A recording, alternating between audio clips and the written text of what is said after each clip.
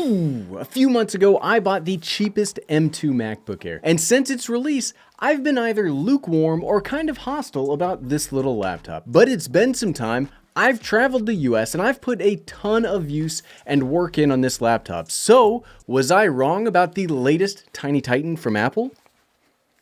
Let's find out. And while we're finding out, I'd like to thank today's sponsor, Squarespace. Let's not beat around the bush. I bought this MacBook for $1,199. Nobody loaned this to me. Nobody gave this to me. My bank account is now lighter by the tune of 38.6 real grade 1/44 size tall geese Gunpla kits. Wait, you don't use Gunpla kits as unit of costing in your household?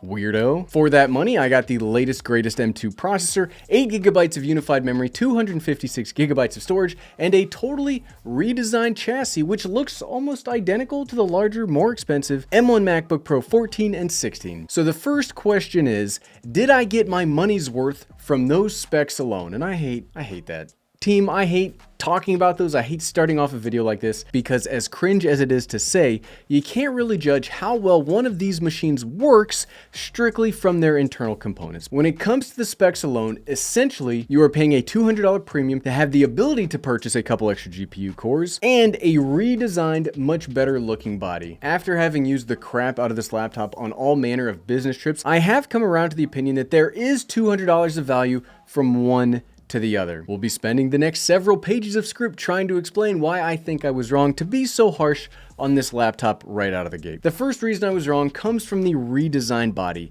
Yes, it looks very nice, and there is value in spending money on aesthetically nice things if that's something that you are into. If we look back on my previous arguments, functionally wise, I didn't think that this added too much from M1 to M2. But I do think there are a couple of really big functional improvements on the redesign. One, the screen goes much brighter, and I say much brighter. 500 nits of brightness doesn't actually sound like a lot on paper, but it's pretty substantially different if you cannot control your environment in use. Like right now, I'm in my home office, I can control this. But if I'm outside or I'm not in my little office right here, I can't really control it. And the 400 nits of brightness from the M1 Air was always one of its biggest weaknesses. While I do wish this was 1000 nits, 500 is pretty much what you get from the standard modes of the 14 and the 16-inch MacBooks, and that's probably the standard brightness you need in a laptop. And sticking with the screen for another second, the increased size model over model is fantastic. The M2 MacBook Air gets a 13.6-inch display, which is half an inch smaller than the MacBook Pro 14. It's so close that I would say in use, it feels more like that 14-inch display than it does similar to the 13.3-inch display on the M1 MacBook Air. And if you heard me say that and raised an eyebrow, I get it. Mathematically speaking, the MacBook Airs are much closer than the MacBook Air and the MacBook Pro.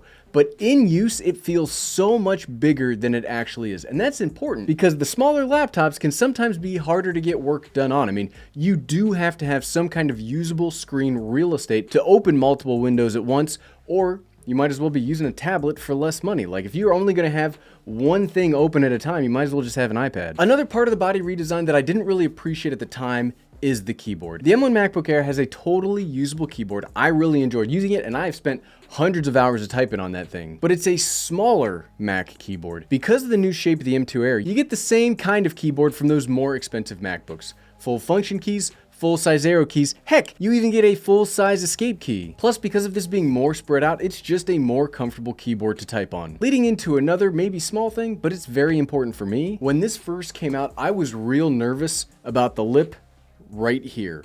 On the M1 MacBook Air, the wedge shape made it probably the most comfortable laptop that I've ever worked on. I never got wrist strain, nor did I get that painful crease you can sometimes get from bigger laptops when you're typing on them and they've got a sharp edge. I was nervous because you may notice the M2 is not a wedge. It looks very similar, if not just like a smaller version of the M1 Pro laptops. Thankfully though, because the laptop is so small and thin, the base is not so wide and I've never had wrist pain here. And I find that this normalized layout combined with that shape makes working from places like airplanes straight up better. Thanks to today's sponsor, Squarespace, you can create your own very beautiful website. Squarespace is the all-in-one platform to build a professional website, online store, or portfolio. It's easy to claim a domain/URL, create a custom site that matches your style, and bring your ideas to life. Head on over to squarespace.com for a free trial, and when you're ready to launch, head over to squarespace.com/everydaydad to save 10% off your first purchase of a website or domain. Because of those things we talked about earlier, i.e. the bigger screen size,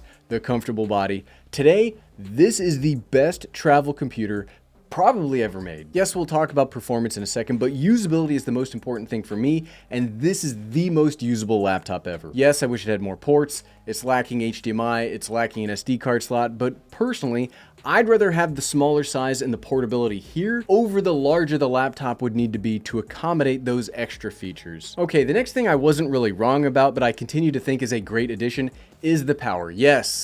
Yes, I hear you, and I've seen lots of internet discussion sparked when this laptop came out, and I am well aware of the great heatening that says this laptop is useless because it will overheat if you attempt to run multiple benchmarks at the same time while also trying to play Call of Duty at 60 frames per second. Yes, I've read your comment, and that's just stupid.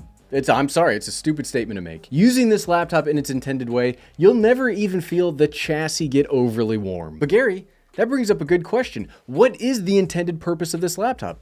Well, I'm glad you asked. I think a good way to estimate that is, let's head on over to the product page. Here, Apple lays out that you should be able to do some video editing, photo processing, gaming, image upscaling, and a few other assorted things. And yes, this laptop handles all of that very well. Here's a caveat. If you are somebody that's whole job or desired use for a laptop is to transfer large files back and forth, well then I would probably recommend something else to you. But for my intended purposes, this thing is amazing. I was really scared I was gonna drop it right there. That wasn't a planned toss. I have spent some time gaming and some time is doing some work in that sense, playing Wrath of the Lich King Classic. This is held up as a pretty reliable little travel gaming machine. I wouldn't recommend this if you were looking for a computer strictly for gaming though. In fact, I wouldn't recommend a MacBook at all if your intended purpose is gaming. But if you are on the move and looking to get a little bit of retro or optimized gaming done, this has been fantastic. I never hear the fans turn on because it doesn't have fans. And while I'm sure it's happening after a while, I've also never really noticed the thermal throttling. I've been able to maintain 60 frames per second on WoW throughout an entire raid night,